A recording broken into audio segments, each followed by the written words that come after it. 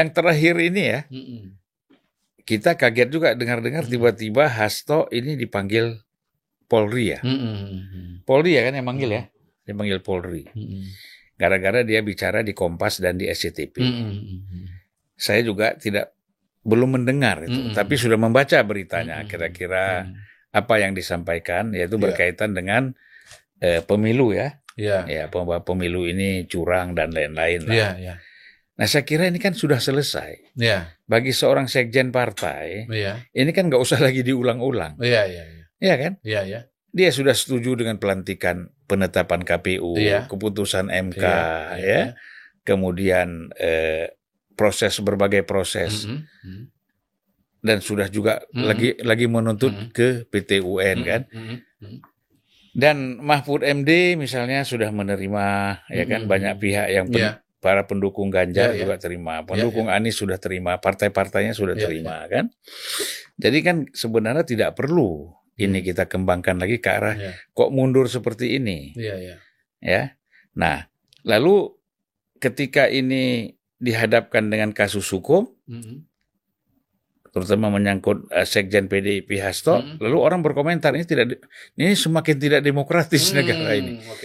Jadi setiap ada orang, ya kan, figur politik yang memang ada kasus hukum, kalau dia berhadapan dengan dengan proses hukum, itu dianggap pemerintah tidak demokratis.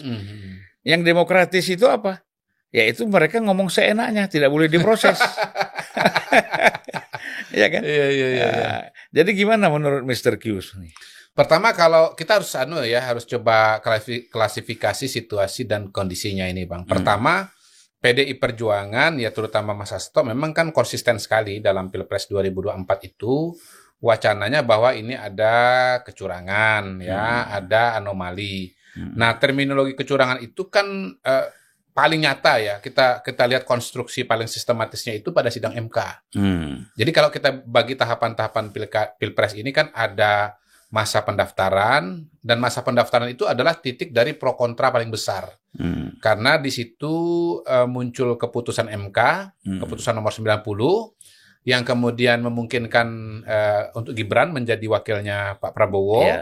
Lalu di situ sudah mulai tuh dikembangkan wacana bahwa ini tidak demokratis, bahwa ini adalah intervensi kekuasaan, bahwa ini nepotisme dan topik-topik lainnya lah, yang dimana kemudian PDI Perjuangan dan Mas Hasto pada waktu itu berusaha menghimpun dukungan dari berbagai kalangan, terutama dari kalangan, saya lihat ya, akademisi dan dari kalangan seniman lah, civil society lah, kira-kira begitu. Nah, penggalangan itu sampai titik tertentu berjalan, walaupun kemudian ternyata penggalangan itu tidak cukup bergema pada level masyarakat, ya, pada sebagian elit kan adalah protes-protes. Kita lihat markingnya itu kan adalah adanya protes-protes, adanya pernyataan sikap dari berbagai macam perguruan tinggi kan pada waktu itu kan. Walaupun harus kita katakan yang tampil dengan yang nggak tampil jauh lebih banyak yang tampil kan pada waktu itu. Tapi yang di-highlight oleh Mas Hasto ya dan sebagian media adalah mereka yang tampil. Kemudian ternyata dalam perjalanan waktu apa yang coba digulingkan itu ya, apa yang diharapkan menjadi bola salju itu tidak menjadi bola salju. Dia menjadi bola batu. Apa beda bola salju dengan bola batu? Bola salju dilempar kecil sampai ke bawah jadi raksasa, jadi gede. Bola salju dilempar segitu ya kecil ya sampai ke bawah juga. Kecil aja. Istilah kita dulu kan ada bola plastik. Kenapa, ya kan? Bang? Bola plastik itu ketendang kena paku dikit. Nah, malah, makasih Bang. Justru bola ini ditendang jadi bola plastik. 16,7% itu Bang. Oh ya. Iya Bang. Bang. Atau token listrik Bang. Abang ini menemukan istilah baru Bang. Saya kan menyampaikan token listrik ya. Kalau token listrik itu kan makin habis makin berisik kan. Abang ini bola plastik. Makin bocor makin kempes. Beradu kaki kita yang patah. Ya, anggaplah bola batu Bang ya, dilempar segitu ke bawah juga kurang lebih segitu aja gitu. Walaupun Abang juga boleh juga pakai terminologi bola plastik itu. Kenapa? Memang berangkatnya 33%, nyampenya finishnya 16%. Bang. Itu bola bola plastik itu yang kempes, Jadi yang bocor. kempes, istilahnya kempes ya. Betul. Bocor betul. habis itu kempes. Betul. Nah, dalam bahasa yang lain kan, kalau nggak salah ini Burhan Mutadi yang ngomong, dia mengutip Sitor Sitomorang, badai dalam secangkir kopi gitu. Yang dikira badai sedunia itu se-Republik Indonesia, ternyata badainya hanya di tempat-tempat tertentu saja gitu. Nah, kalau kita runtut, Bang, wacana itu walaupun ternyata pada tanggal 14 Februari adalah bola plastik yang bocor, yang kempes, tapi ternyata itu tetap digaungkan terus. Sampai kemana? Milestone berikutnya adalah sidang gugatan Pilpres di Mahkamah Konstitusi. Nah, konstruksi mengenai kecurangan itu, kalau tadinya hanya di media, hanya lisan, hanya dalam pidato-pidato kampanye di media sosial, menemukan bentuknya yang paling sistematis dalam gugatan di Mahkamah Konstitusi itu, Bang. Gitu. Walaupun dari saksi-saksi yang ada, saksi saksi fakta maupun saksi ahli, itu kan sebetulnya dibantah semua, termasuk ketika mendatangkan 3 menteri itu, Bang. Menko Perekonomian, Menteri Keuangan, sama Menteri Sosial, dipatahkan semua. Itu juga PMK, Menko. Oh, Menko berempat ya, Bang, ya. Sorry, bukan 3, berempat. Bahwa perencanaan perencanaan itu sudah APBN, sudah rutin dan seterusnya. Nah, yang saya kan kebagian untuk menunjukkan bagaimana dampak dari bansos terhadap perilaku pemilu itu sebetulnya asumsi saja, hipotesa yang tidak terbukti pada level kesimpulan. Kalau di kampus bansos dan berpengaruh terhadap perilaku pemilih, itu yang disampaikan itu masih hipotesa, Bang. Hipotesa itu harus dibuktikan pakai data. Nah, saya masuk dengan data. Data risetnya Kompas, data indikator yang menunjukkan tidak ada hubungan atau tidak ada pengaruh antara pemberian bansos dengan perilaku pemilih. Yang saya waktu itu tunjukkan bagaimana misalnya di datanya Kompas, proporsi orang yang menerima bansos, persentasenya itu terutama dari menyebut nama Jokowi ya, di 01, 02, 03 itu sama aja persentasenya, cuma berapa? 3% atau 4%. Kalau memang yang milih, bukan Pak Jokowi, Prabowo, Anies dan Ganjar. Kalau memang yang milih Prabowo itu gara-gara bansos, maka proporsi yang mengatakan ini gara-gara bansos atau dari Jokowi itu besar sekali. Tapi kan sama aja. Lalu kemudian yang dari indikator terima atau nggak terima, ya semuanya milih Prabowo dan Gibran, gitu. Mayoritas gitu, Bang. Jadi hipotesa itu sebetulnya kalau ini dianggap di kampus itu tidak terbukti, harus dibantah, gitu, Bang. Nah, sampai di situ sistematikanya sistem tudingan kecurangan segala macam itu paling sistematis, tapi udah dibantah. Walaupun dalam keputusan MK kan kemudian tidak bulat ya, ada yang kemudian menolak, ada yang dissenting kan gitu. Tapi ya biasa. Dalam pengadilan itu yang namanya dissenting itu biasa. Biasa dalam pengertian bahwa orang berbeda tafsir, berbeda pendapat itu ya wajar gitu loh. Ya dalam kasus-kasus yang lain itu banyak juga. Banyak sekali. Ya, kasus-kasus yang lain kenapa dibedakan dengan ini? Ya namanya cara orang berpikir, latar belakang. Kita sudah maklum begitu. Bahkan dalam kasus MK ini kita bisa mengatakan latar belakang itu mungkin lebih menentukan daripada fakta yang disampaikan. Karena kita udah tahu siapa-siapa yang bakal dissenting kan, dari awal kan udah bisa baca tuh siapa yang bakal dissenting. Jadi masing-masing sebetulnya hakim ini udah punya posisi, dan hakim itu menjadi 8 orang, 9 orang. Itu kan karena supaya apa? Variasi pemikiran ini kan akan menemukan titik finalnya gitu loh, Bang. Dari sekian orang ini akhirnya yang keputusan atau kesimpulan terbesar tuh di mana gitu, Bang. Itu menurut saya. Nah, yang menarik lagi, mohon maaf nih agak panjang nih, karena ini kan cerita berbulan-bulan. Harus kita runtut.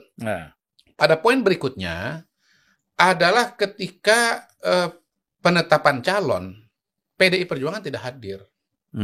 Artinya tetap bertahan dengan wacana kegelapan demokrasi itu, wacana kecurangan pemilu itu. Lalu kemudian kita lihat Mas Hasto, saya lupa nih. Ini menurut saya Mas Hasto ini yang case ini itu adalah peristiwa pada masa-masa itu. Saya lupa persis tanggalnya berapa. Tapi saya ingat karena saya disebut berkali-kali oleh Mas Hasto.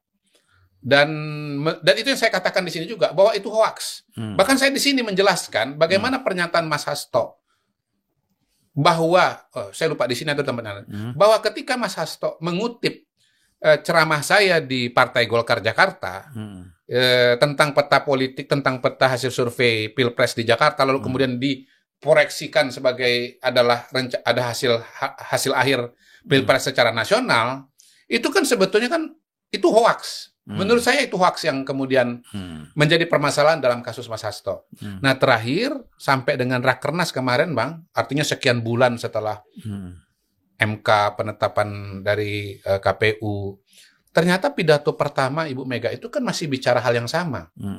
Yang sama dengan di sidang MK, yang kontennya kira-kira sama dengan amicus curiae yang diserahkan oleh Bu Mega gitu.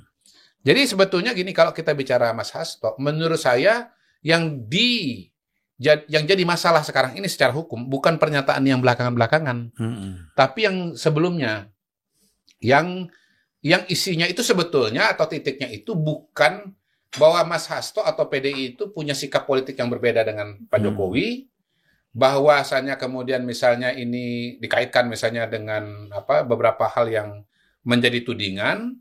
Tapi hemat saya, sesungguhnya ini adalah ada hal-hal yang dinyatakan oleh Mas Hasto yang sebetulnya adalah tidak faktual atau hoaks.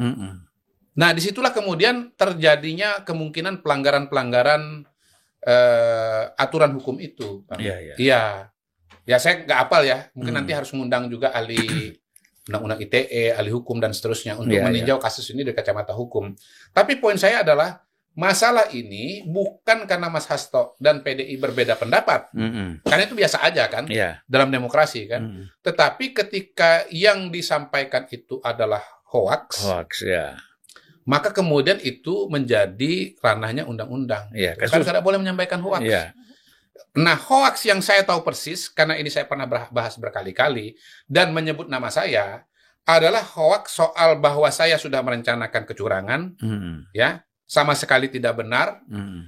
Bukti bahwa saya ngucap angka 16 itu bukan hasil nasional, bukan hasil akhir, bukan hasil Februari, itu adalah survei pada bulan Desember, dan itu khusus di Jakarta, tapi dikonstruksi sebagai hasil akhir, dan itu adalah hoaks.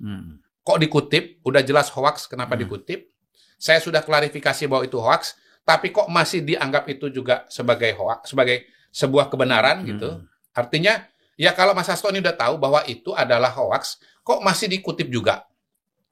Nah, yang kedua, Bang, yang saya tahu persis adalah hoaks juga. Karena kan saya itu kan pernah nantangin Mas Hasto. Nantangin Boeing Business Jet 737. Karena beliau berulang kali mengutip hasil Pilpres di luar negeri. Yang beliau katakan bahwa Ganjar Mahfud itu menang. Padahal faktanya yang menang adalah Prabowo Gibran. Nah, ketika mengatakan ini Ganjar Mahfud menang, ini kecurangan, padahal realitanya, faktanya adalah yang memenangkan Prabowo dengan Gibran bukan hanya persentase, tapi juga dengan jumlah dapil ya istilahnya ya, TPS yang ada di luar negeri, dimenangkan persentasenya oleh Prabowo Gibran. Menurut saya disitulah kemudian ini dia menjadi masalah gitu. Karena disampaikan berulang kali, masalahnya sudah tahu bahwa ini tidak faktual, bahwa ini adalah palsu, begitu. Ketika disebarluaskan lewat media, disitulah menimbulkan potensi, menimbulkan kerusuhan, keresahan, dan masalah-masalah hukum. Begitu, Bang, kira-kira konstruksinya kalau saya lihat. Kalau menurut saya kan begini, karena memang orang kalau sudah berbuat salah, itu akan terus mempertahankan kesalahannya. Ya kan? Itu masalah sama seperti kita berbohong kan? Jadi ketika kita berhadapan dengan pihak lain, kita akan berbohong terus tuh untuk mempertahankan kebohongan kita yang pertama. Nah, ini bisa jadi kan begitu. Sudah tahu. Gini, Bang, menurut saya masalahnya gini, Mas Hasto ini sudah tahu bahwa itu hoaks. Kok disampaikan seolah-olah itu kebenaran, Bang? Lah itu tadi masalahnya. Itu tadi untuk menutupi bahwa sudah salah, sudah tahu ini hoax, terus dia akan gini, bicara. Bang, kalau yang Abang itu adalah dia pernah ngomong bahwa itu hoax, lalu dia ulangi lagi, Bang. Ini enggak, Bang. Jadi sebelumnya beliau ini enggak ngomong. Beliau ini enggak ngomong. Jadi hoax tentang saya itu misalnya, itu munculnya di X awalnya. Saya sudah klarifikasi bahwa itu adalah hoax gitu. Nah, saya udah klarifikasi, sudah jelaskan bahwa itu hoax, nggak ada bantahan, tapi kok tetap dipungut dan disajikan di muka publik seluruh Indonesia sebagai sebuah kebenaran, Bang. Menurut saya itu di situ masalahnya. Ya, dia pada prinsipnya kan tidak ingin mengakui bahwa dia salah. Nah itu kan motivasi semacam itu kan tidak membenarkan bahwa kemudian dia mengutip hoax gitu loh. Untuk menjelaskan dalam tanda kutip kekalahan dan yang lain-lain itu, Bang. Di situ menurut saya masalahnya. Itu, Bang. Ya itu kelemahannya dengan tidak mengakui seperti itu. Ini kan terus terang menjadi semakin lama semakin kerdil ya. Yeah. Ini yang kita lihat itu bukan semakin hebat, bukan semakin besar. Yeah. Harusnya kan kita sudah masuk pada bagaimana membangun Indonesia ke depan ini yang lebih baik. Kontribusi partai itu apa? Gitu. Ini kan semakin lama semakin apa tujuannya ingin menggagalkan Prabowo Gibran misalnya. Situasinya kan sudah semakin dekat ke pelantikan. Harusnya kan tidak lagi mendorong pada hal-hal yang bersifat negatif. Nah, kalau negatif. soal membela diri, Bang, ya, itu memang terjadi pada hari ini ketika dipanggil. Dan nanti pasti kalau ini jadi proses hukum, maka kemudian katakanlah pengadilan, ini kan akan jadi pembelaan diri. Dan pada hari ini saya melihat dari press conference dari yang keluar tadi di TV ya, saya ada nonton yang 15 menit itu, Mas Hasto itu kan mengatakan begini, bahwa ini adalah ini beliau seperti Bung Karno gitu yang dipanggil. Ada nyebut nama Bung Karno ya kalau nggak salah? Ada. Saya baru nonton sekali sih. Ada. Hukum kolonial. Ya, kembali kepada yang Abang sampaikan, bahwa seolah-olah kalau dipanggil polisi itu kemudian adalah apa tadi istilah Bang? Pemerintahan ini tidak demokratis. Tidak demokratis gitu. Nah, konstruksi yang dibangun oleh Mas Hasto sekarang adalah bahwa dia dipanggil polisi karena sikap politiknya berbeda. Nah, mungkin pentingnya diskusi kita pada hari ini adalah bahwa dipanggilnya itu bukan karena berbeda pendapat. Karena Anda mengutip hoax. Karena Anda menyebarkan hoax. Nah, disitulah kemudian pasal itu muncul. Nggak ada pasal berbeda pendapat, hatsai artikel dan segala macam itu, ujaran kebencian gitu. Ya kita lihat aja lah. Mungkin perbandingan. Sekarang Rocky Gerung tuh dihukum nggak secara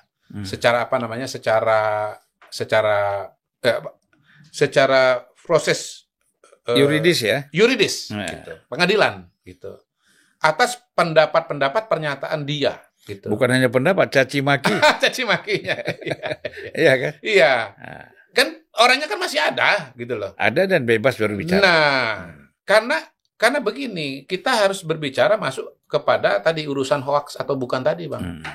Selama tidak mengutip hoax yang betul-betul faktual adalah hoax, maka itu dalam tanda kutip masih belum masuk ke dalam koridor hukum gitu loh. Iya. Itu poin saya barangkali kalau buat